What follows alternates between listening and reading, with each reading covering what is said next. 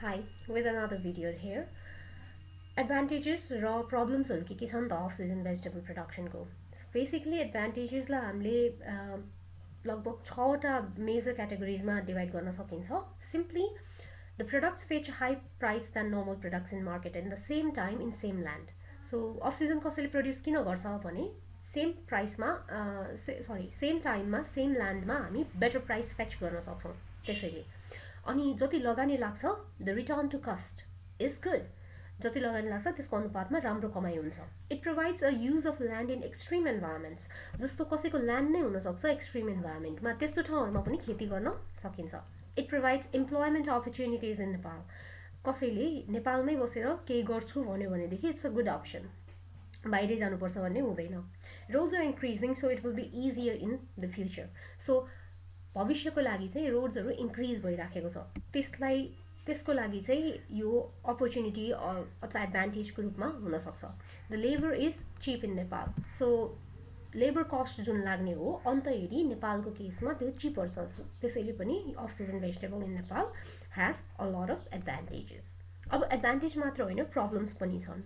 सुरुवाती कस्ट जुन हाई छ त्यो सबैले बियर गर्न सक्दैनन्. The initial cost is high अनि सबैजना त्यति रिच हुँदैनन्. सो लोन खोजेर खेती गर्नुपर्ने पनि हुनसक्छ एन्ड इट्स रिस्की, किनभने it requires more technical knowledge and it is more prone to insects, diseases and pest attacks. भनेको यो खेती गर्नको लागि तिमीलाई यदि टेक्निक्स थाहा छैन भने, for example how to work with hot bed, if you do not know that, काम गर्न सकिँदैन. त्यस्तै गरी प्लास्टिक टनल्सहरूको साइजेस, रेसियोज, प्रपोर्सन्स, इभन त्यो प्लास्टिकको जिएसएमसम्म हुन्छ. So you need to know about what kind of a plastic your गर्न use, what kind of a bamboo your गर्न युज, हाउ बिग यो टनल इज गर्न बी. सो यो सब कुराहरूको टेक्निकल नलेज नहुँदासम्म चाहिँ तिमी टनलमा काम गर्न सक्दैनौ. It requires more facilities like market and rural access. Obviously बेच्नु छ भनेपछि मार्केट चाहिन्छ. मार्केट सबै ठाउँमा व्यवस्थित खालको छैन. रोड एक्सेस चाहिन्छ. रोड सबै ठाउँमा पुगेको नहुनसक्छ. त्यस्तो ठाउँहरूको लागि यो एप्लिकेबल हुँदैन. मार्केट व्यवस्थित हुनु भनेको जस्ट एउटा हाट बजार लाग्नु होइन. मार्केटमा हुनुपर्ने कोल्ड स्टोरेज, स्टोर रुम र इभन प्रोसेसिङसम्मको कुराको लागि चाहिँ यदि पुरानो हुन थाल्यो भने त्यसलाई चाहिँ के गर्छ त भन्नेसम्मको वेस्ट म्यानेजमेन्टदेखि लिएर धेरै कुराहरू पर्न आउँछन् जसको आवश्यकता पर्दछ.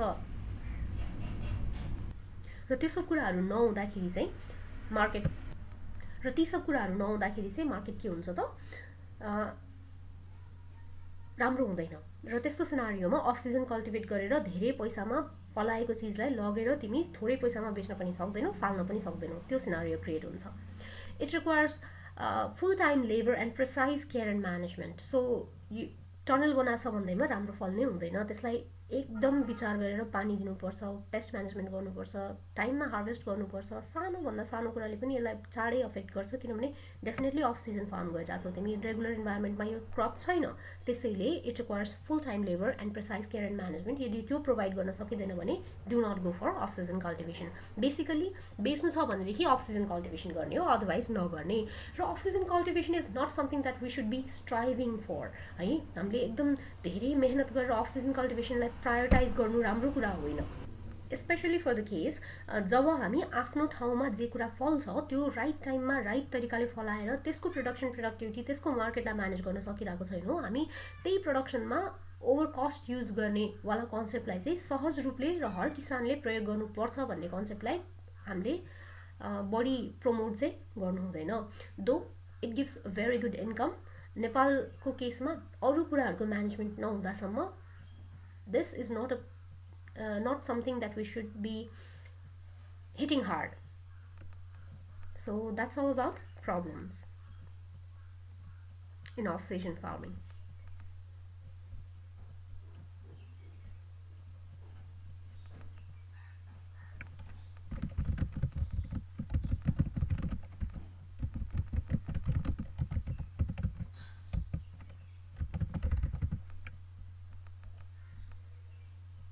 See ya.